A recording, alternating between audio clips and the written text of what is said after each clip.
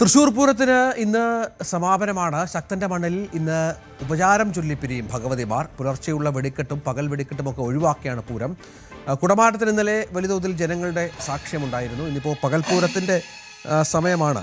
CV Anumod വിവരങ്ങളുമായി ചേരും. അനുമോദ്, ഏറ്റവും പുതിയ വിവരങ്ങൾ, പകൽപൂരത്തിനുള്ള തയ്യാറെടുപ്പുകളാണ്. എത്ര മണിയോടുകൂടി ചടങ്ങുകൾ അവസാനിക്കും?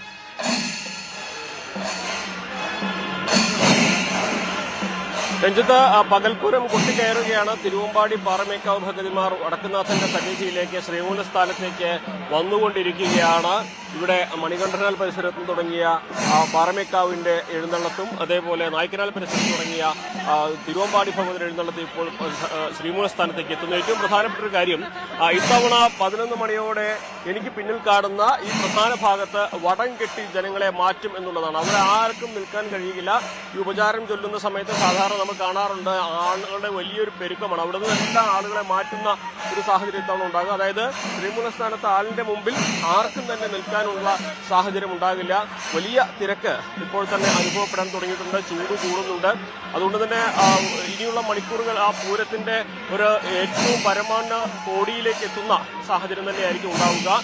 12 മണിയോടെ ആ ചടങ്ങുകൾ ആരംഭിക്കും. 12:30യോടെ ദേവന്മാർ ഉപചാരം ചൊല്ലി പിരിയുമെന്ന് തന്നെയാണ് ഈ സമയം വരെയുമുള്ള കണക്കുകൂട്ടൽ. എന്നാണെങ്കിലും കഴിഞ്ഞ ദിവസത്തെ അപേക്ഷിച്ച് ആ പകൽപൂരത്തിന് ജനബാഹുല്യം കണക്കാക്കിയതുപോലെ തന്നെ കൂടി വരികയാണ്. 12:30യോടെ പകൽപൂരത്തിന്റെ നാന്ദി കുറിച്ചുകൊണ്ട് അല്ലെങ്കിൽ ഏറ്റവും അവസാന ചടങ്ങായിട്ടുള്ള ഉപചാരം ചൊല്ലൽ ചടങ്ങ് നടക്കും. അതിനുശേഷം ഭഗവതിമാർ അവരവരുടെ തട്ടകത്തിലേക്ക് തിരിച്ചു പോവുകയും ചെയ്യും. രഞ്ജിത്ത്, പകൽപൂരം കൊട്ടിക്കയറുന്നു പൂരനഗരിയിൽ എന്നുള്ളതാണ് ദൃശ്യങ്ങളാണ് പ്രേക്ഷകർ കാണുന്നത്.